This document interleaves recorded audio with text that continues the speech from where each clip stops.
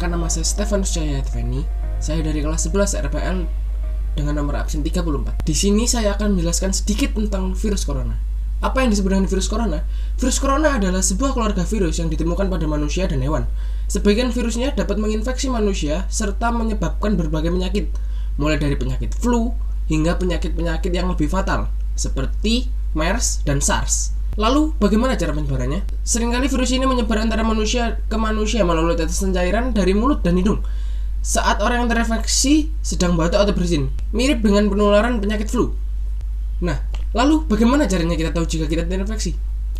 Virus corona memiliki gejala seperti berikut: hidung beringus, sakit kepala, batuk, sakit tenggorokan, demam, dan merasa tidak enak badan. Ada beberapa hal yang harus ditegaskan, seperti demam yang cukup tinggi bila pasien mengidap pneumonia, batuk yang berlendir, sesak nafas atau nyeri dada atau sesak saat bernafas dan batuk. Infeksi bisa semakin parah bila menyerang kelompok individu tertentu. Contohnya, orang dengan penyakit jantung atau paru-paru, orang dengan sistem kekebalan yang lemah, bayi, dan lansia. Lalu bagaimana dokter mendiagnosis jika kita terkena virus corona? Untuk mendiagnosis infeksi virus corona, dokter akan mengawali dengan wawancara medis. Di sini, dokter akan menyatakan seputar gejala atau keluhan yang dialami pasien. Selain itu, dokter juga akan melakukan pemeriksaan fisik dan pemeriksaan darah untuk membantu penegakan diagnosis. Komplikasi infeksi coronavirus.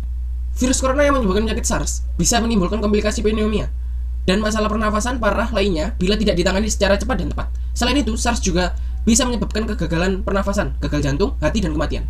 Jika kita terinfeksi, bagaimanakah cara menyembuhkannya? Ada beberapa hal yang bisa menyembuhkan kita dari virus corona, seperti minum obat yang dijual bebas untuk mengurangi rasa sakit, demam, dan batuk. Namun, jangan berikan aspirin pada anak-anak. Selain itu, jangan berikan obat batuk pada anak di bawah 4 tahun. Gunakan pelembab ruangan atau mandi air panas untuk membantu meredakan rasa sakit tenggorokan dan batuk. Perbanyak istirahat, perbanyak asupan cairan tubuh. Jika merasa khawatir dengan gejala yang dialami, segeralah hubungi penyedia layanan kesehatan terdekat. Bila pasien mengidap infeksi novel coronavirus, dokter akan merujuk ke RS rujukan yang telah ditunjukkan oleh Dinas Kesehatan setempat. Bila tidak bisa dirujuk karena beberapa alasan, dokter akan melakukan isolasi, serial fototoraks sesuai indikasi, terapi simptomatik, terapi cairan, ventilator mekanik. Bila ada disertai infeksi bakteri, dapat diberikan antibiotik.